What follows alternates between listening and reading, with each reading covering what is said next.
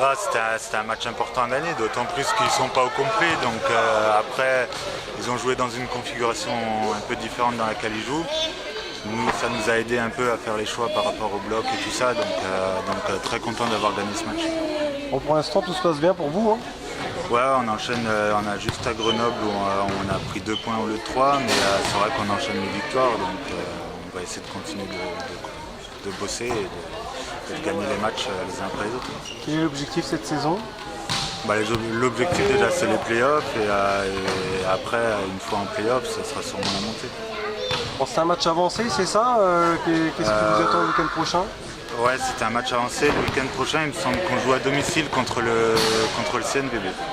Je sais pas le diminutif qu'ils ont changé, la France Avenir 2024 je crois. Qu'est-ce que ça vaut le CNVB? Je sais pas du tout.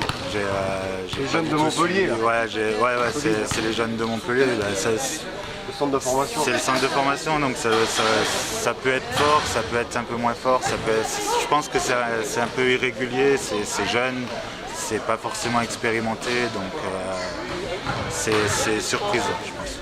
Grosse surprise. Voilà, qu'est-ce que tu as pensé d'Épinal diminué? Ça s'est battu quand même? Ouais, ça s'est battu. Après, comme je disais, ils étaient vraiment dans une configuration différente où ils n'avaient pas trop de choix. Ils n'avaient pas trop de choix pour jouer à l'attaque. Ils avaient souvent qu'un attaquant à l'aile et central. Ils en avaient un sur les 3. Donc c'est sûr que ça a été compliqué pour eux de